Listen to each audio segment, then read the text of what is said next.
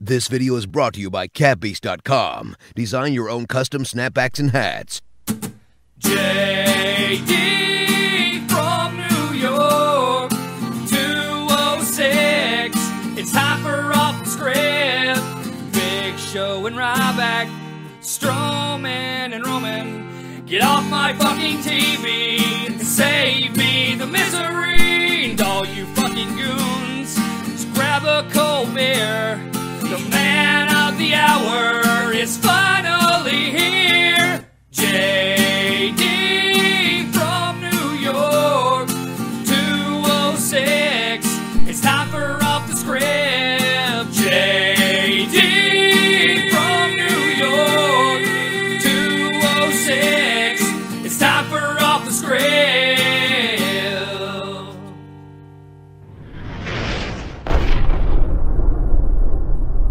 What is going on, guys? JD from New York here. Thank you so much for tuning back into the channel on this Sunday, June 25th, 2017. This is, of course, the #1 fucking podcast right here on YouTube.com for everything WWE. Episode 175, part number 3, Off the Script, man. Thank you guys so much for everything this weekend.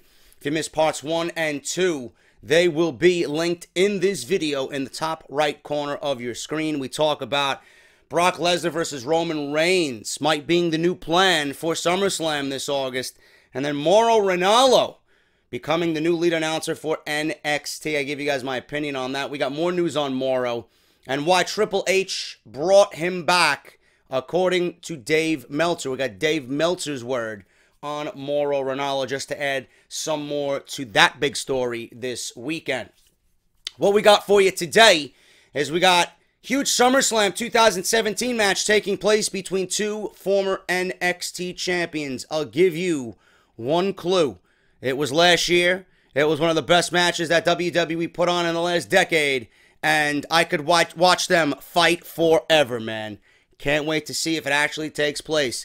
Another horrible storyline coming for Bayley heading into SummerSlam. What the fuck do they got her doing now? Plans revealed for Enzo, Amore, and Big Cass after their tag team breakup. More on the future plans of Big Cass as a singles competitor. Bryan teases going after the Ring of Honor World Heavyweight Championship after Cody Rhodes just won it from Christopher Daniels at Best in the World on Friday. Ring of Honor's pay-per-view in Lowell, Massachusetts. What's going on with that? And did Bryan get some good news about a possible in-ring return? Where do I think he's going to end up? We'll talk about it. And WWE adding more guest hosts to Monday Night Raw. Are you fucking kidding me? Jesus Christ, this company does not know when to quit. It's like their main product is the fucking least of their concerns, man. We'll talk about that as well right here on Off the Script. If you guys missed anything, like I said, video links will be in the annotation that you see on the screen. Follow me on Twitter at JDFROMNY206. Best way to keep up to date on the channel is through the Twitter account, so make sure you guys are following me on there. We're dangerously close to 20,000 followers on Twitter. If you guys want to subscribe to the YouTube channel down below, please do so. Hit that subscribe button with that bell for the notification. I know some of you guys have been complaining that you've been unsubscribed. I don't know what to tell you guys. YouTube is all fucked up. It seems like things were going okay for a couple of days, and now they're right back to being fucking garbage. Right here on YouTube. It's the same old song and dance every single week. But if you guys want to subscribe down below, hit that bell as well for the notification. If you guys want to support the podcast directly, man, Audible is offering you guys 30 days. All new listeners of the podcast, Audible is offering you 30 days free to try their service out with one free audio book. And you guys know the deal by now. Go through the sign-up process. Make sure you guys fill out the appropriate information. And you're going to get one free audio book of your choice while you can just gallivant all over Audible's service for 30 days free, man. Compatible with iPhone and Android devices. You have over 180,000 books to choose from. And a lot of those are wrestling related, man. Justin Roberts' new book just got on there. And AJ Lee's new book is still hot. Daniel Bryan's book is still great. Shawn Michaels, Roddy Piper, Dusty Rhodes, Ric Flair, Stone Cold Steve Austin, Bob Holly, The Death of WCW. It's all on there, man. And if you guys don't want anything wrestling related, you guys got over 180,000 choices to choose from. audibletrial.com/offthescript. Sign up if you have not done so yet. It's a great way to support the show in midst of this YouTube ad bullshit. Another great way is through Patreon, man. I want to thank everybody that continues to pledge towards the Patreon page, whether it's $1 a month or $3 a month. You guys are really directly supporting this podcast and keeping this channel running the way it should be, man. Thank you guys so much for everything. Audible is a great way, but Patreon is the main way to support the show. Patreon.com/JDFROMNY206. You guys can pledge as little as $1 a month. That goes a long way, man. We got a lot of people listening to the show every week, and if each one of you pledge $1, it's going to help out immensely, man. But if you guys want to pledge $3 or more, listen to what you're going to get. You're going to get Off the Script Retro, which I still have to finish for you guys. It's going to be a little late this week, but it's coming, man. Don't worry about it. We got Off the Script Retro, which this week we'll be doing SummerSlam 1992. I tried watching it last night over at my mom's house, and I fell asleep during it. I just did not enjoy that SummerSlam, man, but I'm trying to get through it. So you guys get Off the Script Retro. This week we're going to be talking about the 1992 SummerSlam, Bret the Hitman Hart versus the British Bulldog Davey Boy Smith at Wembley Stadium for the Intercontinental Championship. Also, Macho Man Randy Savage versus the Ultimate Warrior for the WWF Championship. We already have 2 episodes up, man. We got WrestleMania 8 and we got the 1992 Royal Rumble, which have received rave reviews. So if you guys are interested in more audio content from JD, Off the Script Retro is available for $3 or more to everyone on my Patreon page. You also get early access to Off the Script every single weekend. Plus, you get exclusive entry into my Discord chat where we are all talking about the latest topics and hottest rumors in WWE, man. So make sure you guys go do that. Patreon.com/JDFROMNY206. If you guys want to get your t-shirts, barbershopwindow.com/offthescript. We are an official partner with Barbershop Window and Pro Wrestling Tees. So make sure you guys go and do that and look good for the summer, man. SummerSlam will be here right before your very eyes, man. As soon as you know it, it'll be SummerSlam. I want you guys to look good, and the best way to do that is wearing Off the Script merchandise. JD is Negan. They Get Off My TV Hit List t-shirt. Roman Reigns Get Off My TV. He's going to have a big part in the event. Get your Roman Reigns shirts ready, man. Big show is going to be at the event, according to the rumors I'm going to read you today. So get your shirts, man. Barbershopwindow.com/offthescript. Hashtag Get Off My TV. 1999, they ship worldwide. Thank you to everybody. Let's get into the news, man. Love each and every one of you. I'm going to start off with this Daniel Bryan stuff, man. This is very interesting because you guys know how much of a Daniel Bryan mark I really am. Last night, I was over at my mother's house, and I was sitting on the porch with my brother just having a cold beverage. It was just a nice night. I didn't want to be inside. It was hotter inside than it actually was outside. So as the sun went down, he was getting ready to go out. He had a date, and he was getting ready to go out. And I was just sitting there. I was getting ready to just go home in a little bit at that point. Wanted a nice cold beer before I left. And I'm reading something on Twitter, and Daniel Bryan tweets out to Cody Rhodes, or actually he subtweets Cody Rhodes. He don't even mention Cody Rhodes in the initial tweet he put out. But he makes mention of Cody winning the Ring of Honor World Heavyweight Championship at Best in the World on Friday in Lowell, Massachusetts. And he mentions something about Cody holding the title for 400 or something days, 460 days. And it was in reference to him possibly coming back and challenging Cody Rhodes for the Ring of Honor World Heavyweight Championship. I don't know what's going to go on, but it's really interesting that Daniel Bryan is teasing wrestling again. We all want him to wrestle, and I think it's time WWE really starts looking at him wrestling again, because he's still the #1 man on that roster. You know, as far as active, personalities go. He's more over than everybody. He's more over than Reigns. He's more over than Cena. He's more over than fucking Nakamura. He's more over than Styles. The man has kept that momentum even in the months and months and months following his retirement. I don't know if you guys. I don't know if you guys remember. There was a Monday Night Raw episode, and I always find myself just going back randomly and watching it. Because I remember watching it and just being completely amazed at how over he was. Daniel Bryan was in the ring with Bray Wyatt during a steel cage match on Monday Night Raw. I don't know where it was. I think it might have been Rhode Island. I don't recall where it was, but all I know is that Daniel Bryan had the fans eating out of the palm of his hand.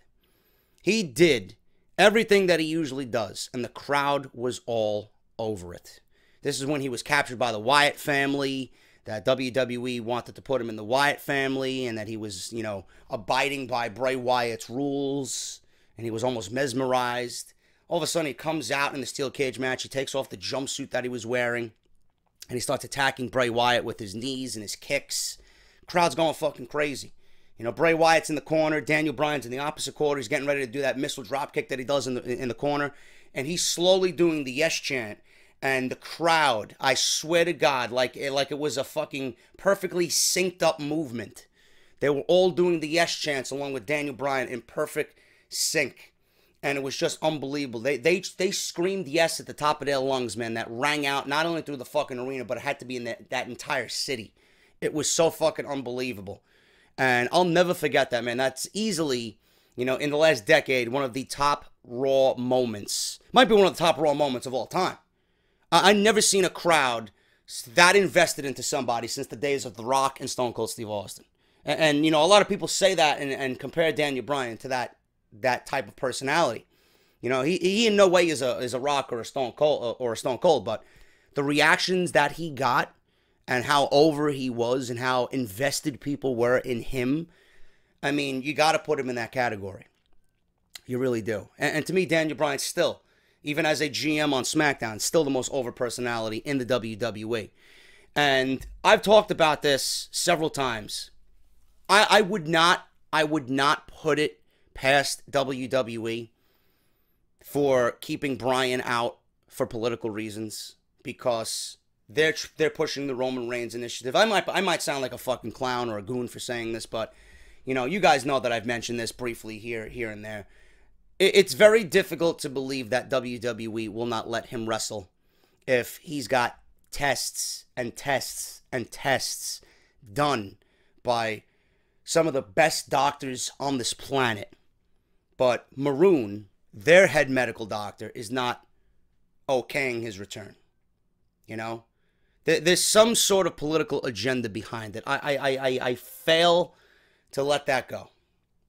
I truly believe there's some political agenda here. They're pushing Roman Reigns as him being the man, and he can't be the man because if Daniel Bryan is in the picture, the fans are going to revolt against Reigns even more. They're going to go against what WWE is trying to do even more, and they're going to be vocal for Daniel Bryan. That's just the way I see it, man. It's not out of the realm of possibility to think that. It might sound stupid to some, but I firmly believe that some of that is true. It might not be at all, but I think some of that is true and legit. But Daniel Bryan was teasing a return to the ring on Twitter last night. And in February, Daniel Bryan made a decision to retire in Seattle. However, it doesn't look like the former WWE World Heavyweight Champion is planning on staying retired. Bryan, who is 36 years old, retired due to a concussion issue after trying to get cleared for nearly a year. But WWE's head medical, Dr. Joseph Maroon, refused to clear Bryan, as he believed that the current SmackDown GM suffered too many concussions throughout his pro wrestling career. During a recent interview with Sports Illustrated, Bryan teased a return to the ring by simply saying, "I'm working on it." And that's a direct quote from Daniel Bryan. When asked if he'll wrestle again at this point, it's pretty safe to assume that he will wrestle again. But the question is, will it be for WWE? Now, we won't know the answer to that at all until next year comes around, because Daniel Bryan's got 1 year left, according to Dave Meltzer, on his WWE contract. If WWE does not allow Bryan to wrestle again, he'll likely end up in two places. And you guys know what those two places are. It's either ROH or New Japan. And on Saturday, he teased the return to Ring of Honor, challenging new Ring of Honor champion Cody Rhodes. This is what he tweets, and I quote, "Side note, if you hold the Ring of Honor title for 462 days, I may have to come after you, which would be September 28th, 2018. Be forewarned. Hashtag final countdown." Now, rumor has it that Daniel Bryan recently underwent a series of more tests, and the result ended up being pretty positive, which is probably why he keeps suggesting that he's going to wrestle again. If Bryan were to wrestle again in WWE, he would have to get cleared by Dr. Joseph Magoon. This is unless WWE wants to go against the advice of their head medical, which wouldn't make them look very good. I don't know, man. This is a very, very, very sticky situation. Now, I'm going to tell you what I think about this right now. And I don't watch New Japan. I don't watch New Japan at all. I only watch when something big happens like Omega Okada 2. I'll go out and fucking watch the match somehow. I'm not going to sit through a New Japan pay-per-view, even though you guys recommended I should. I just don't have the time, and I don't have the energy as of late. But I can see, just by word of mouth, by buzz, by social media, by what I see on television when I watch Omega and Okada, New Japan, especially with them coming into Long Beach, California next week, Cody's going to be challenging Okada. So you got the Ring of Honor champion versus the New Japan Heavyweight champion. It's going to be a fucking fantastic contest just based on that fact alone, champion versus champion. The fact that New Japan is coming into the United States, they already have buzz around them. They're going to have more buzz around them.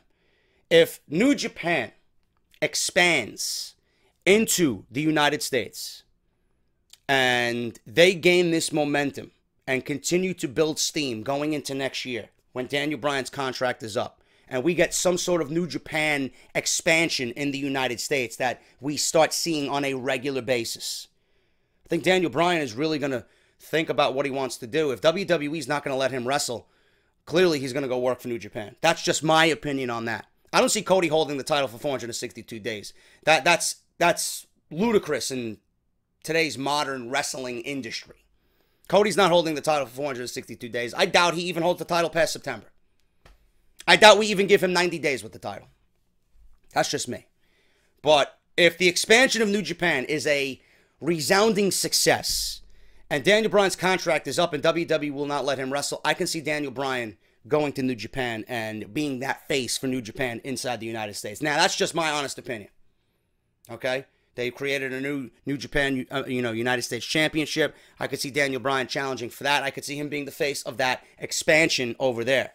Because I don't think Kenny Omega is going to be there past 2018. That's just my feeling on that. I think Kenny Omega is going to go on to bigger and better things. And I honestly believe Daniel Bryan is going to end up in New Japan.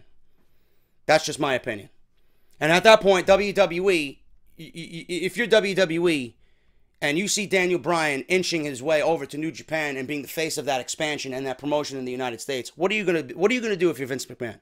Are you gonna allow this guy to wrestle? Are you gonna try and keep him? Or are you going to, at that point, try and sway his decision by giving him what he wants? Because if everybody else is saying that he can wrestle and you can't say that, and you are saying that he can't wrestle, what's the problem? What's the problem? There's more of a deep-rooted issue here. There's more of a deep-rooted issue. There's no way you're going to tell me that every doctor that he's been to in this country is clearing him to wrestle. But one doctor who works for the WWE is not letting him wrestle. There's something else there. There's something else there that WWE is not telling us. And if he goes to New Japan with the style of wrestling that is, and they're clearing him to go, I don't see what the issue is why he can't wrestle in WWE.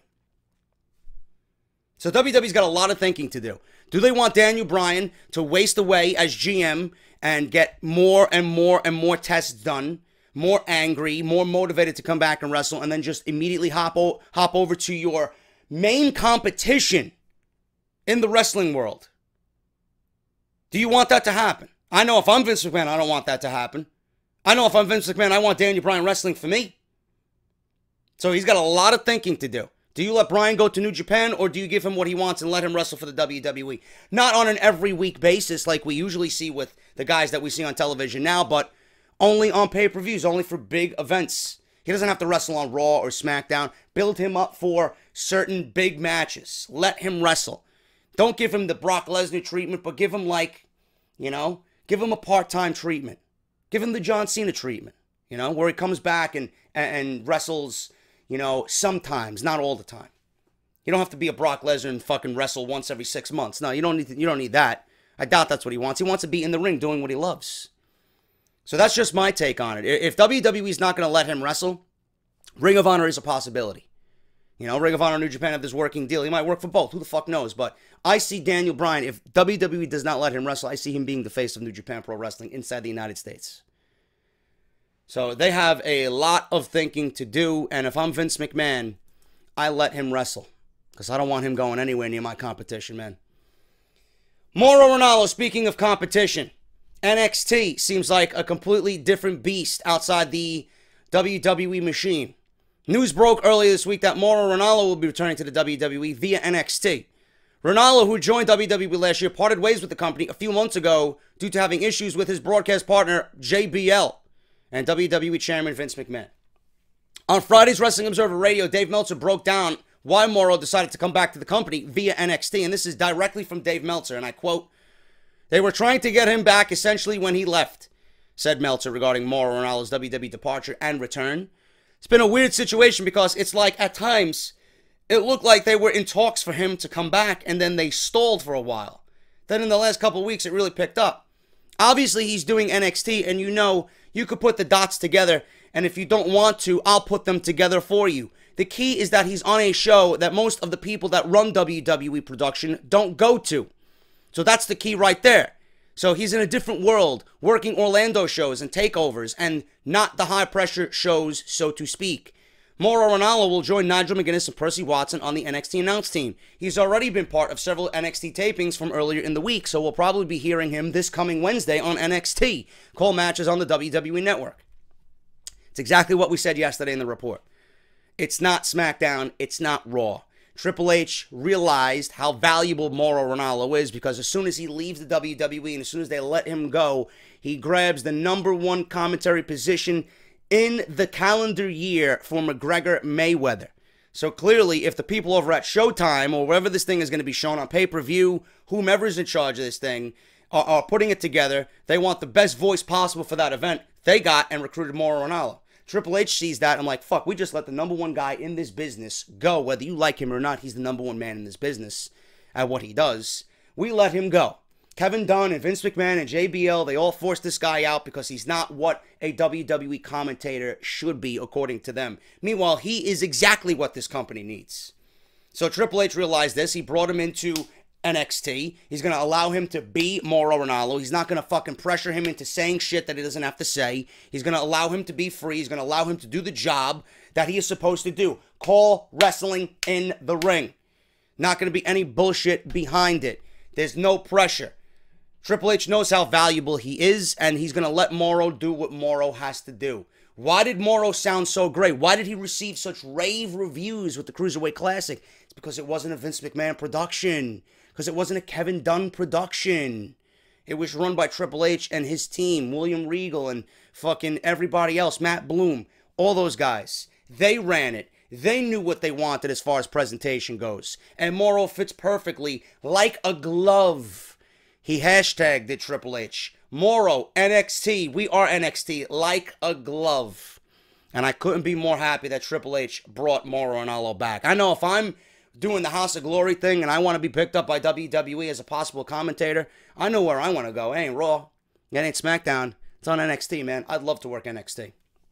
I would love to be in Orlando in the Performance Center. That's a fucking dream gig right there. And Mauro's got the best commentating gig right now in all of WWE. And I can't wait to see what he does. And I can't wait to see the energy he brings to that fucking crowd, man. It's going to be absolutely unbelievable when Mauro is announced for NXT.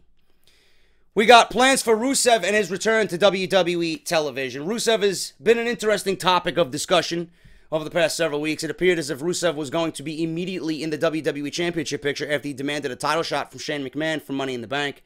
As we know now, this never ended up happening. So this is the latest rumor about his return to WWE television. Rusev was backstage for the SmackDown Live taping this week, according to PWInsider.com. He is cleared to compete and looks like creative just had nothing for him. There are rumors circulating that Rusev might be joining the United States Championship title picture when he does return. It is unclear if he will join the feud with Kevin Owens or AJ Styles or wait until it is finished. Rusev is returning to live events this weekend. He is advertised to face Kevin Owens and Mojo Rawley for the United States Championship at local arenas. Rusev is advertised to appear at SmackDown this week. It is unclear that it is unclear if it will be a dark match or if they will use him on television. So it will be interesting to see when WWE chooses to use him on SmackDown Live. Unfortunately, it doesn't look like he will be in the world title picture, at least for right now. The only thing I find concerning about this is if you are going to put him in the United States Championship title picture, that's a heel versus heel. Because the last time we seen Rusev, he was a heel on WWE television. They're not turning Kevin Owens into a babyface. I'll tell you that right now. That would be a mistake. That would go against the entire Face of America deal. Kevin Owens is the quintessential heel character on WWE television. I don't want to see Kevin Owens as a babyface anyway. I'm not interested in seeing Kevin Owens as a babyface. I'm not interested in seeing Rusev as a babyface either. After what he's done so far in WWE, after what he had said upon his upcoming return, he wants a title shot against the world champion at Money in the Bank, which never happened. He wants to come to SmackDown Live and talk to Shane McMahon. But if there's one man out of those two that's going to turn babyface, it's going to be Rusev. So we're going to see the evil Russian Rusev possibly be turned into a babyface, which I'm not really down for, but it's all about how WWE executes it. I won't even have Rusev installed into a title picture, period, at all. What's the sense? Why are you going to have Rusev and Kevin Owens battle for the United States Championship when Rusev has done nothing to build himself back up to even gain or earn a title shot? Why don't you start pushing your own talent? I'd love to see Luke Harper challenge for the United States Championship. I'd love to see Ty Dillinger challenge for the United States Championship. Those are two guys right there that you're not utilizing that could be a great babyface dynamic to Kevin Owens as a heel. Rusev can go on and do something else for the time being, But those are the rumors concerning Rusev. It looks like he will be on SmackDown Live this week. And all I know is SmackDown Live needs to start utilizing their talent a lot better. They got to have a better revolving door about who they feature on their television show week to week. You can't have these guys, and I mentioned this yesterday. You can't have these guys sit on the roster for weeks and weeks at a time. 4, 5, 6 weeks without nothing to do, without any television time. That's just not fair. And that's not managing your talent the right way. Guys are going to get lost in the shuffle. They will never get over. Sami Zayn is never going to get over the way I know he can if he's not being featured. Ty Dillinger is he's a forgotten entity on SmackDown Live. How are you going to get him over? How are you going to get his act over if you're not featuring him? He hasn't been on television in 2 months. They gave him Aiden English, and then that was it. I don't know if the WWE just they don't have anything for him, or they're fucking trying to kill off the 10 chance. I don't know. I don't understand it. Those are guys that you cannot be keeping in the back. American Alpha, the same thing. After months of not seeing American Alpha, you want to fucking put Chad Gable on SmackDown Live in a fucking impromptu open challenge? That's the fucking best you got for American Alpha? I mean, there's got to be someone in the back that's got a better idea than that.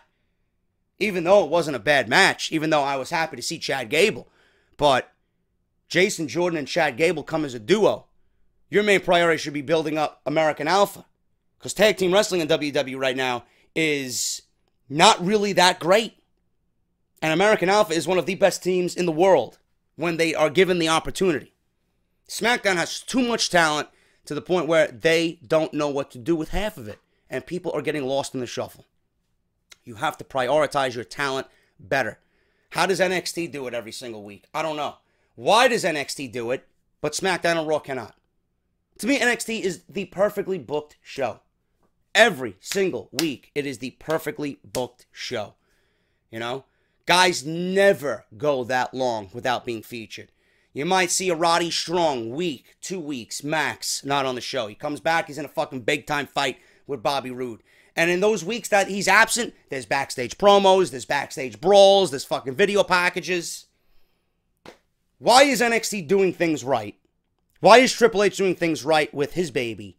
But SmackDown and Raw cannot even get the fundamentals down. It's like it's another fucking world. It's like NXT isn't even part of WWE. That's why we like it so much. Because they're doing things that need to be done. Meanwhile, Raw and SmackDown, they are doing things illogically, and it doesn't feel like a wrestling program. There's just too much illogical fucking decisions being made for anyone to even enjoy it. And then you got people like fucking Al Snow on Twitter saying, go back to when you were a young child and you didn't know the dirt sheets existed, Watch wrestling as a fan, as you did as a young child, and stop being a fucking smart mark who thinks they know it all in the world of professional wrestling, So I'm supposed to fucking scale back my opinion as a grown adult who is trying to be in the business. I'm supposed to scale back my opinion on what I deem not good television just for the sake of just watching it as a fan and just letting everything go? No. If something doesn't make sense, I'm going to call them out and say it doesn't make sense. It's a television show that we watch weekly. We don't have to like everything that they shove down our throats. And more likely than not, we're not going to like what we see every single week. There's going to be problems. There are problems. The fact is that there are problems and nobody is addressing the problems. And then when Al Snow and people like that come out telling the fans that they're know-it-alls, when there's clearly issues there, someone has to open their fucking mouth. If people like Al Snow actually fucking open their mouth and address the issues that we see with this show every single week, maybe things would be on the road to recovery, but they're not. Everybody's afraid of speaking up. Nobody wants to physically speak up and address these issues. Daniel Bryan and Big Show, people who are contracted to the WWE, have been vocal in the last 2 weeks about what the issues are. Big Show stating that live television tapings are a waste of fucking time, to sit around all day and be fed some shitty storyline that makes no fucking sense, to the point where he wants to smash his head with a fucking hammer. Daniel Bryan saying WWE needs to be more creative. They need a better way to push their superstars and get these superstars over. It's a stale product right now.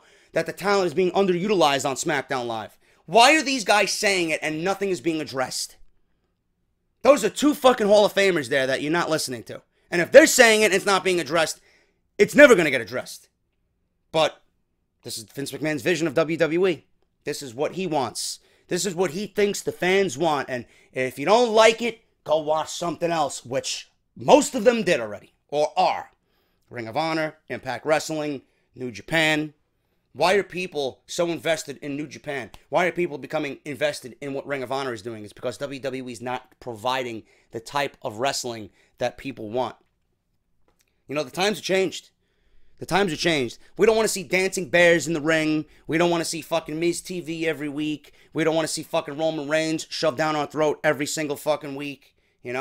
But Vince McMahon is out of touch with the landscape of professional wrestling. He thinks that what he thinks up here, by blocking out everything else, he thinks people are going to want what's up here. No. You cannot make your product better unless you keep a keen eye on what the competition is doing. You cannot make your brand better without knowing who your competition is. And WWE doesn't think that they have competition. They might not ratings wise, but as they continue to lose viewers every single week, it's becoming more apparent that people are frustrated. And yes, there are other alternatives. And if WWE doesn't want to admit that, then they're fooling themselves. So things need to change. And I don't even know why I went on this fucking rant. I'm talking about Rusev. Again, Rusev's going to get lost in the shuffle because there are too many guys on SmackDown Live, too much talent that WWE doesn't know how to utilize. So I'm excited to see him back. I'm excited to see what they do with him. But I just don't have any faith in WWE to push him the right way. And he's going to be right back where he was before he got hurt. That's just my opinion on Rusev.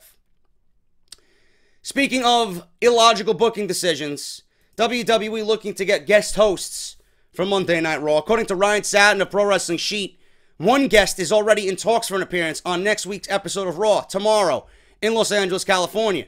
That star is none other than LeVar Ball, the proud father of Lonzo Ball. LeVar's son, Lonzo, a former UCLA player, was the second overall pick in this past week's NBA draft and went to the hometown Los Angeles Lakers. Therefore, it would only make sense that it would be a relevant guest to appear in the same city. Ball has been known to be given outspoken interviews and rants to the media, so it wouldn't be surprising to see him in some sort of segment as Miz TV. The rumors of LeVar Ball appearing on Raw came to a live stream that was recorded during the NBA draft. During the stream, it seems as if LeVar may have been discussing the possibility of appearing on Monday Night Raw. The Pro Wrestling Sheet website and Ryan Satin noted that a Reddit user picked up a possible comment or talk from Ball about the idea, although it is tough to make out exactly what is being said. The other rumored guest is hip-hop star Lil Yachty, never heard of him before, but he looks like a complete fucking retard. He's been described as a major wrestling fan and recently told TMZ that he had a meeting with WWE not too long ago about making special appearances for the wrestling company. The celebrity gossip website caught up with Yachty at LAX airport, and he just so happened to be wearing a Hardy Boys t-shirt at the time, showing just how much of a wrestling fan he is. Yachty mentioned that there are probably people who want to see him get beat up, so why not do it for the money? This is exactly what I want to see on fucking Monday Night Raw. I don't want to see Monday Night Raw as it is. So you can imagine what I'm going to say when Lil Yachty appears on the show. The 19-year-old rap star hails from Georgia and is known for his guest appearances on the hit song Broccoli by Dram and I Spy by Kyle. No idea what any of that is, nor do I care. What does he sing about broccoli? How nutritious it is for you? What is he singing about, huh? I like broccoli. I like my broccoli covered in cheese. I like my broccoli with a nice butter sauce on top, some dash of salt, right? Is this a song that was written for Titus O'Neil? Is he giving Titus O'Neil cook tips? I don't know. Catering tips? I don't know what the fuck's going on, man. I don't know about any of this, nor do I fucking care. Teenage Emotions just dropped this past May and reached as high as number 5 on the Billboard charts in the top 200. Wow, there's a lot of fucking retarded people out there, man. When asked by TMZ who would he want to team up with, he quickly said the Hardy Boys. Ooh, like we give a shit what you say, man. Anyway, this is a waste. This is a waste of a report. I don't see how this is a good idea at all. Who the fuck is Lil Yachty? Who cares about Lil Yachty? Who cares about LeVar Ball? I mean, if LeVar Ball comes to fucking... If he comes to Raw, I guarantee you, it's not Miz TV. It's going to be fucking the Titus brand. He'll probably be sitting in the fucking crowd. Titus O'Neil will probably have a scuffle with him. He'll probably get in Titus O'Neil's face. You know, something along those lines. But again, who cares? Are people going to tune in to see LeVar Ball? No. No, nobody cares at all. This is a waste of a segment on a show that should be more concerned about pushing their talent. You should be pushing your fucking talent instead of going out and signing people in the entertainment world. This is not fucking TMZ, okay? You got Great Balls of Fire and SummerSlam being built up on Monday Night Raw in the next couple of weeks. This is not where your priorities should be. The show is absolutely fucking god-awful as it sits right now. You want to make it even worse? The segments with Titus O'Neil are some of the worst fucking segments on the show. You're going to make them even worse? How does this even make sense to anybody? Is anybody out there going to be interested in seeing this shit? No. So then why bother going out of your way to book these guys for the show? Can you just imagine WWE going out of their way to offer these guys money deals to come to Monday Night Raw, more so than them writing the fucking show and booking talent the proper way? It's mind-blowing to me. It's mind-blowing to me. Absolutely fucking ridiculous, man. Raw, just showing you how to get worse and worse each and every single week. Moving on here, man, we got huge SummerSlam 2017 match taking place between former NXT champions. According to the 434 website, the rumored match for WWE SummerSlam would involve Sami Zayn and Shinsuke Nakamura. The two competitors are familiar with one another from when they fought in NXT. Zayn and Nakamura put on a classic match last April when Shinsuke made his WWE debut for NXT TakeOver Dallas. The King of Strong Style eventually captured the win to have a successful main roster debut. And now it appears he and Zayn might resume that brief rivalry as part of the SmackDown Live brand. The 2017 edition of SummerSlam will be held in Brooklyn at the Barclays Center. It's already known that whoever is holding the WWE Universal Championship will defend that title against either Roman Reigns or Braun Strowman. It's believed that Brock Lesnar will have the title heading into the pay-per-view, but Samoa Joe could very well have the title if, and I use that term very, very loosely, plans change. That could be the main event on the pay-per-view card, although there is a possibility of John Cena's return putting him into the WWE World Heavyweight title picture against Jinder Mahal. While the Sami Zayn versus Shinsuke Nakamura match would be part of the WWE SummerSlam undercard, it could potentially steal the show, just like it did at TakeOver Dallas. Both of these competitors displayed some impressive spots in their recent Money in the Bank ladder match, and they almost always put on entertaining matches against their opponents. In particular, Zayn had impressed in battles against Kevin Owens, so him working with Nakamura again will be a match to get excited for. Shinsuke has engaged in a rivalry with Dolph Ziggler since hitting the main roster, so he will give Zayn something new to work with, and it will give him a new showcase to showcase his talents to the fans to witness on SmackDown Live, so it'll be good for both men. As mentioned, the two put on a tremendous match last April at TakeOver Dallas, which was a Match of the Year contender. The ProWrestling.net website, that's Jason Powell's website, I do believe, indicated that Nakamura won the match, lasted 20 minutes, by hitting a knee to the back of Zayn's head and then coming back with a move called the Boma Ye knee for the win. Post-match, Nakamura went over to the defeated Sami Zayn, or the Kinshasa. I don't know what the fuck ProWrestling.net's talking about here. Nakamura went over to the defeated Zayn in the corner and offered a handshake while the two stars embraced in a show of good sportsmanship. Fans probably wouldn't expect any less from a SummerSlam match unless some shocking heel turn is planned, which I do not think is the case. Now, you got to wonder what will happen with several other key roster members on SmackDown Live if this match is announced. AJ could be contending for the United States title that Kevin Owens holds, while Baron Corbin still has the Money in the Bank briefcase. There's one more SmackDown exclusive pay-per-view, Battleground, which takes place next month, and that could tell more of the stories as to who will be having matches with one another at SummerSlam. I made mention of this on Off the Script this weekend, if you guys were watching. Okay, John Cena versus Jinder Mahal, to me, probably a lock for SummerSlam, for the WWE Championship. Kevin Owens, I don't put him against AJ Styles. I don't put him against Rusev. I put him against Ty Dillinger.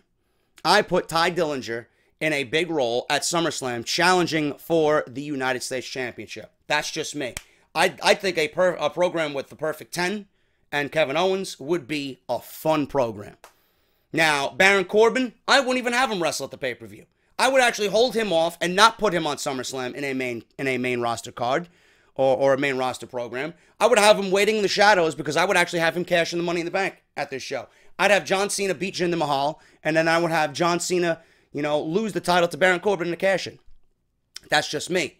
Now, Nakamura, people were rumored to have or been saying that Nakamura versus AJ Styles could take place at SummerSlam. No, that is a WrestleMania match. I don't want to see that match unless the WWE Championship is on the line, and I don't want to see that match with the WWE Championship on the line unless it's a WrestleMania. That's just me. Okay? So I could see Nakamura versus Zayn. That would be a great way to get Zayn involved in a major program. AJ Styles, you could put him against Randy Orton in a dream match. Build it up as a dream match. AJ Styles versus Randy Orton on pay-per-view. That's your SummerSlam card right there. Then you got the New Day versus the Usos and maybe some type of stipulation match, no disqualification, New York City street fight, whatever the case may be. That's your SummerSlam card right there for SmackDown Live. I originally pitched John Cena versus Nakamura and maybe Sami Zayn versus Jinder Mahal. Instead of giving John Cena the title win and getting him that 17th title reign to break Ric Flair, only to have Baron Corbin cash in the Money in the Bank. Why don't you plug in Sami Zayn and have Sami Zayn beat Jinder Mahal? It'll be a lot less, to the record books, instead of being at, getting Cena the 17th title win only to have him lose it seconds later. You can see Sami Zayn losing it seconds later because Baron Corbin and Sami Zayn have had some type of ordeal in the last couple weeks anyway. Zayn can win the title. Baron Corbin could say, fuck you, Sami Zayn, once again, and just cash in and take the title from Sami Zayn. You got a main roster program right there. Zayn versus Corbin for the title for the next pay-per-view. That's just me. But if WWE is going to go with Cena Mahal, because we talked about yesterday that WWE is probably bringing back the Punjabi prison match, and we're going to get Battleground Orton versus Mahal. We won't see Cena till SummerSlam. That might be the best way to go about it. Cena Mahal, SummerSlam, Zayn, Nakamura, Styles, Orton, Owens, Dillinger, Usos, New Day. That right there. Your 5 matches for SmackDown Live. Then you got 5 matches for Monday Night Raw. You could do Reigns, Lesnar, right? If you want. And if it's Reigns, Lesnar, you could do Strowman, Joe. Or you could do Strowman, Lesnar, and you could do Joe, Reigns. You can do, I don't know, from there, Raw is a little bit more all over the place just because how their television has been built up over the last couple of weeks. It's fucking awful. I don't know where anybody's going to be plugged in. It's a little bit more easier to creatively come up with a card on SmackDown for SummerSlam than it is on Monday Night Raw. That just goes to show you that Monday Night Raw storylines are all over the fucking place. You don't know what the fuck's going on. You don't know where to plug in people. You don't know who should be fighting who. It's just all over the place. But Zayn Nakamura, to me, listen, you're not going to get any fucking backlash from me. I'd love to see it. I'd love to fucking see it. And is it a SummerSlam worthy match? Absolutely it is. Of course I'd love to see it. But there are also other ways to go about it if you want to be creative with your guys on SmackDown Live. We don't necessarily need to see Nakamura versus Sami Zayn. We can see Nakamura Cena, and we can see Sami Zayn versus Jinder Mahal. Those are just ideas. I'm not saying it's going to happen. I'm not saying there's a likelihood of it happening. But if you want to be creative with it, and you want to include Baron Corbin, I think that's the best way to go about it, man. So, Zayn Nakamura being rumored for SummerSlam. Can't wait to see what happens. Horrible storyline coming up for Bayley heading into SummerSlam. Oh, my God. Oh, my God, man. For the foreseeable future, Bayley will not be involved in the women's title hunt over the next few months, but WWE officials do have a storyline planned for her heading into WWE SummerSlam. It's been reported that Bayley's backstage interview with Corey Graves last week could lead to a romantic angle for her. Now, Dave Meltzer reported that as an opinion. It wasn't news. It wasn't reported anywhere. He was just speaking on his own accord, saying that it could be something WWE thinks of. But it's not a solid plan right now. Those rumors may come true, but more details have come to light about how WWE officials will book this angle. It's being reported that WWE officials will continue to highlight Bayley's innocence on WWE programming going forward in her storylines. The rumor is that she will eventually reveal that she's never kissed a man in her life, which will lead Bayley to kissing a guy for the first time during WWE SummerSlam in August. What an embarrassing thing to fucking instill on somebody on your main roster. There's times where I want to suspend my belief. There really is. But if you're going to be asking me what I think, do you think Bayley's ever kissed a guy? Yes, of course I do believe she's kissed a guy. There's nothing that's going to make me, believe that she hasn't kissed a guy. This is fucking ridiculous. Not only is it embarrassing to fucking Bayley, it's embarrassing to the fans. It's insulting their intelligence. You are insulting their intelligence. And this is going to happen at SummerSlam. There's a strong possibility that Bayley will be featured in a mixed tag team match at the pay-per-view to set up the kiss for after the match is over. As of this writing, it is unclear who WWE officials will decide to play the man in this scenario. But there are several options if the green light is given to this storyline. Corey Graves is said to be in the lead for the role, but Corey would likely be forced to give it to her as a bet on the match, because Corey Graves can't wrestle. So I don't know who they're going to get to team with Bayley in this mixed tag scenario, but Corey Graves will have bet with Bayley that if she wins this match with her partner, that she will get a kiss. What are we, in fucking third grade here? Are we in the playground? Well, if you win this game of hopscotch, I'll give you a little peck on your cheek. What the fuck? Are you fucking kidding me? And then you want to know why people are fucking flocking to New Japan and flocking to Ring of Honor, because we want wrestling. We don't want stupidity like this. This is a Hollywood fucking goon who has no idea what the Bayley character is, or no idea what a wrestling storyline is. It's fucking ridiculous. It is ridiculous. It's understandable why WWE officials would believe the storyline is worth a thought on paper. It could be cute and sweet.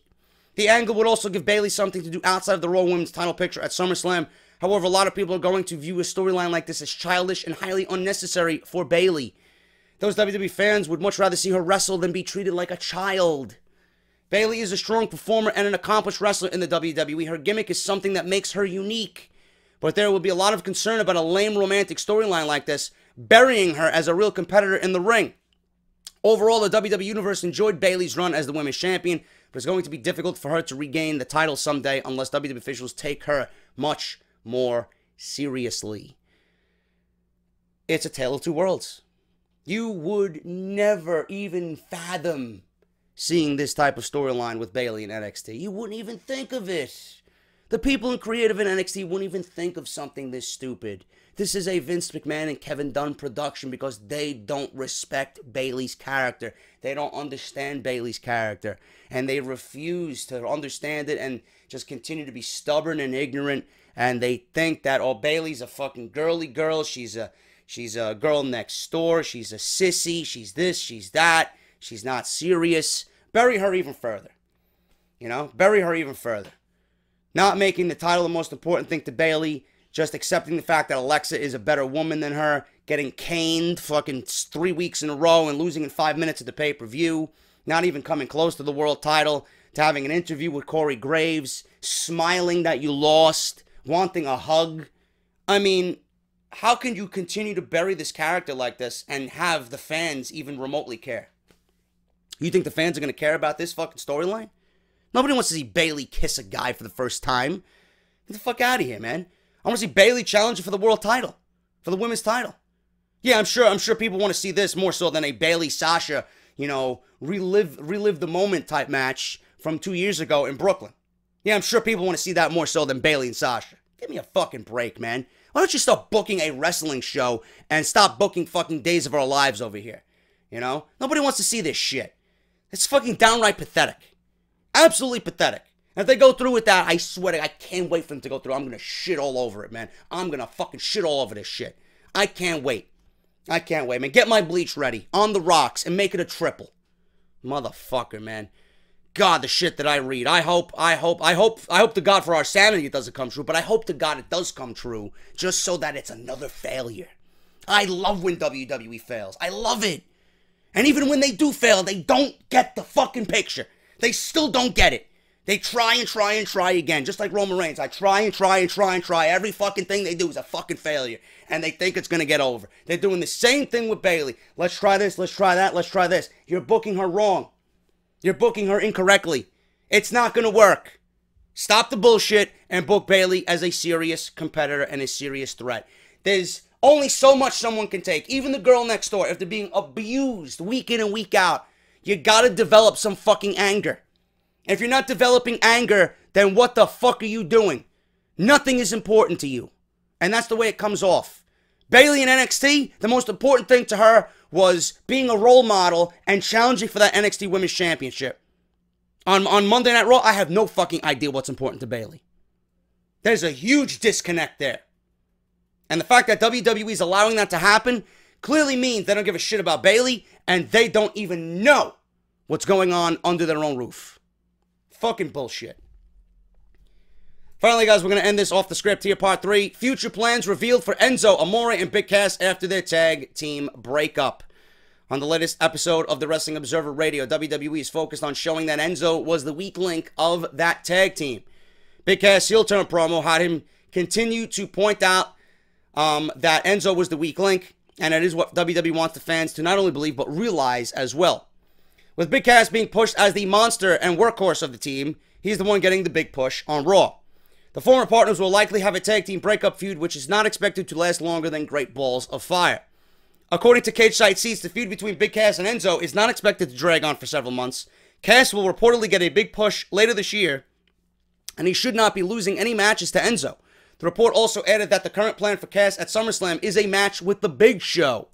The WWE is planning to make SummerSlam a really big event, and they want to put a stacked match, or stack the card with big matches.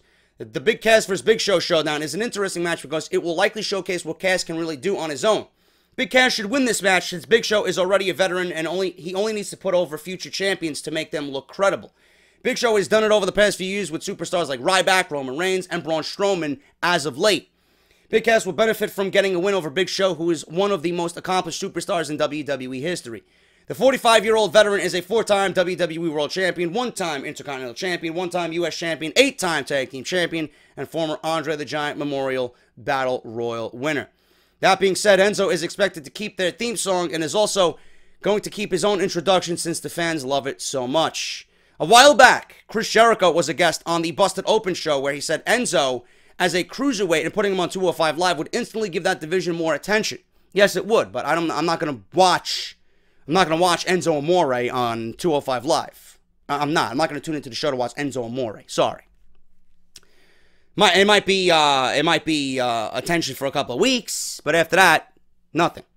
Jericho said it would make fans more interested in that title and also help Enzo not get lost in the shuffle on Raw. For now, there are mostly just rumors concerning this issue, and the only thing of any certainty is that Big Cass is in line for a pretty substantial push. Enzo and Cass really had a great thing going as a tag team with their own popularity and even competing for the tag team titles on a number of occasions. With the talent and look of Big Cass, it is only a matter of time until he was given a time to go on his own on Monday Night Raw. While that is a good thing for him, it's not the best news for Enzo, who can end up on 205 Live or possibly falling into the cracks of nothing on Monday Night Raw. And that's the main issue here. That is the main issue with Enzo. There's also a WWE fan polling on their website. Who do you want Enzo to find as a new tag team partner? Big Show was by far and away leading that poll.